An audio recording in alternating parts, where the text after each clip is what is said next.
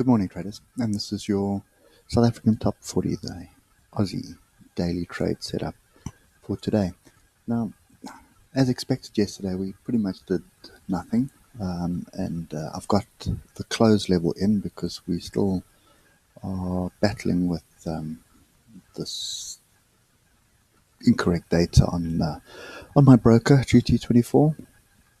Anyway, we had pretty much a fairly long tail bounce off the 200 EMA, and we rallied down, and then buyer stepped in and pushed it up in the close, and the close is up here. So I'll show you on the lower time frames.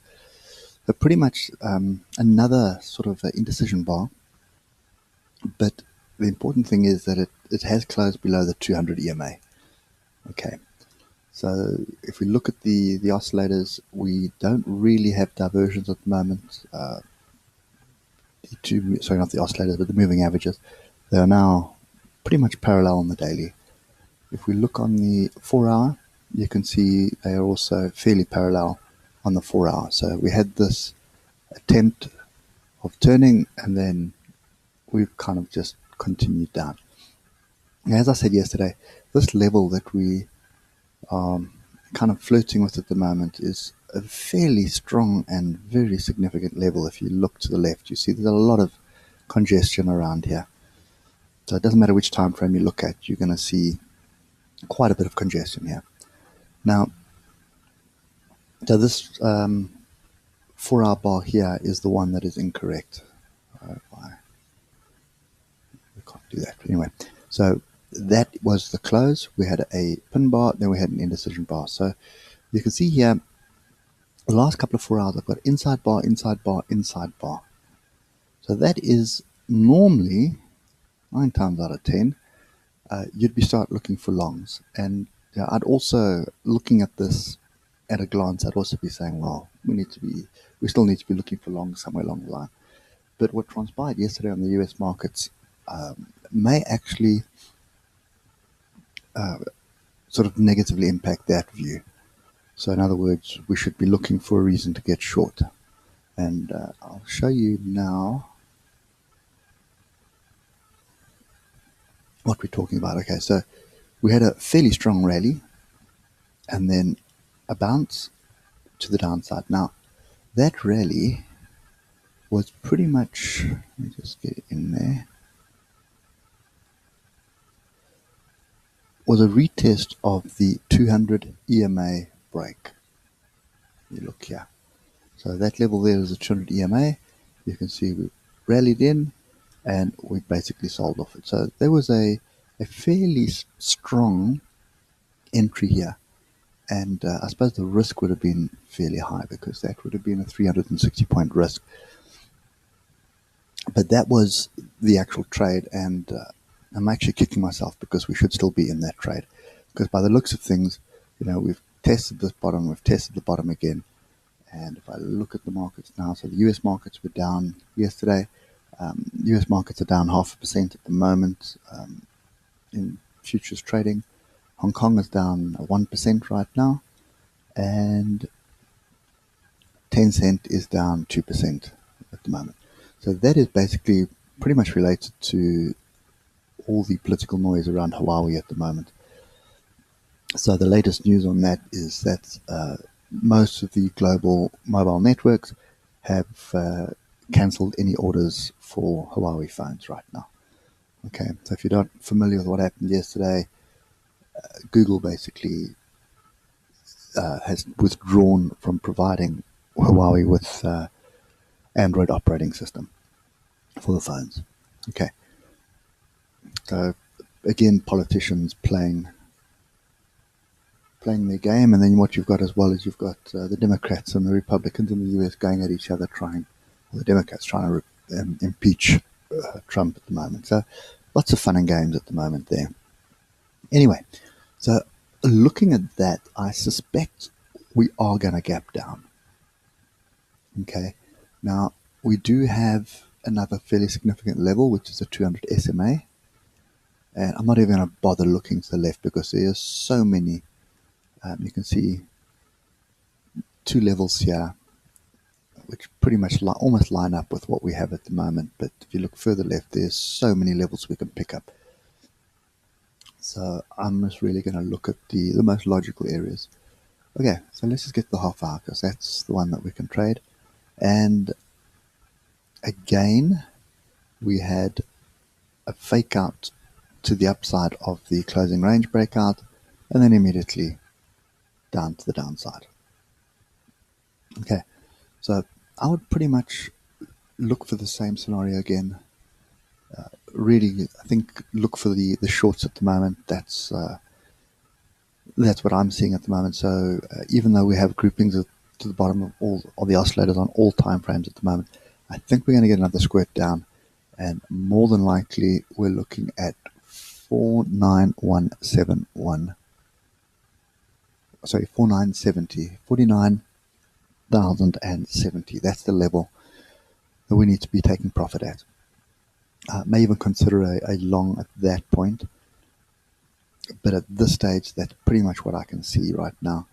And I just want to see this closing range is probably minute, 100 points, 120 points.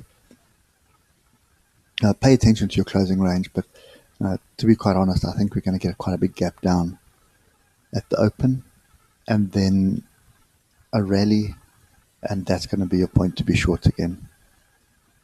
Okay, so it looks like we're going to be getting through this level, and this level doesn't really have a, if I go to the weekly, you'll see what I mean.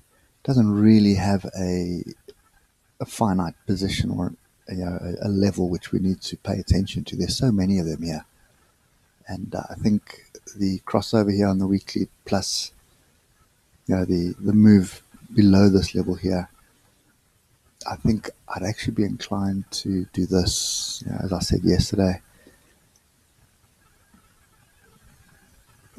That level there, which is a 50% Fibonacci, and the 200 daily SMA, is definitely a level that I would take profit at and possibly take a stab at a long from here. Okay, so 49,070. That's kind of what I'm looking at the moment.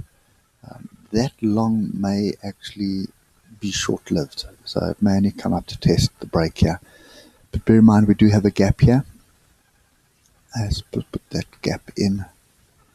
So there is a gap over there, which lines up with more tails, okay? And that is 48,497. So that's also a possibility right now. Okay, so if we come down to the 30 minutes, you'll see there are two levels quite far away. Okay, now, before we close off, I just want to highlight the 6 minutes here. And just to show you why you start looking at your lower time frames when there's a lot of indecision like this. So going down to the 6, I can even go down to the 5. You're going to get a very similar picture. Okay, I just prefer the 6 using this methodology, because I find the moving averages line up with the 6 way better than the 5. So in other words, you see the 200 moving averages here. You can see we broke through it, but on the 6, we bounced off it. Okay, so don't ask me why. My theory around the multiples of 3 is 3 is a life number, and most of us operate to the norm, or to the power of 3, should I say, without even thinking about it. So obviously all the algorithms that are designed by humans still have that mentality in. So the logic in there is based on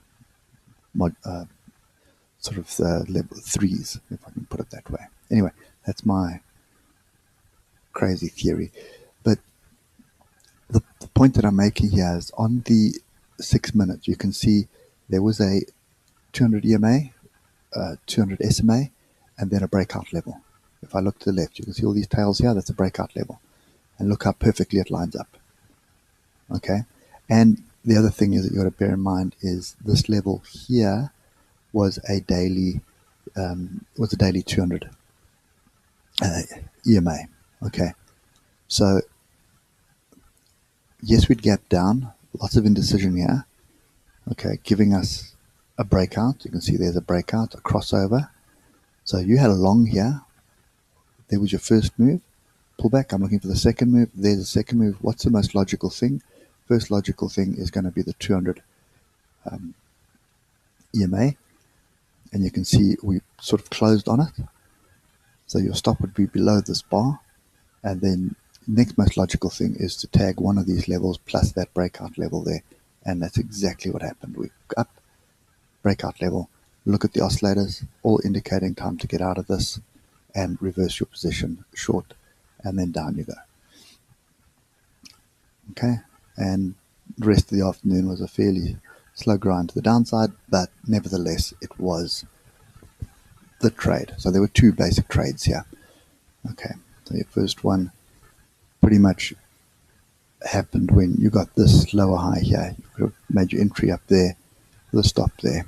That's a 100-point stop loss, and you would have had a good 270-point trade, plus another 270 points down.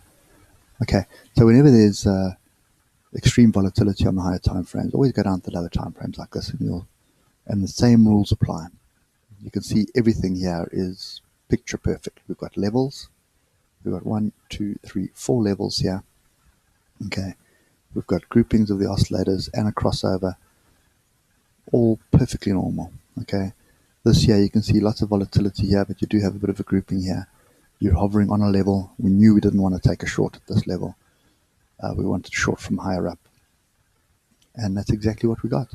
Okay, so anyway guys, for me, probably if I've got time on this today, it will be watching the 6-minute chart. Only problem with this is that you basically desk bound for the day, but by the looks of things, I think this is going to continue. If I extend to the 12-minute, you'll see that I have a moving averages which are pointing down, no diversions of the two. The oscillators are all over the place at the moment. There's no real neat grouping at this stage. So I really suspect we're going to be gapping down and probably running down to 49.050. Okay. Oh, sorry, 49.070. After that, I would take profit and I'd look for a long scalp. Okay. Anyway, guys, that's my view for today. Probably expecting a breakout, but look at these levels because you're going to be taking profit at every level and keep those stops as tight as possible. Okay, so that's it. Hope it helps, and I'll catch you later. Cheers for now.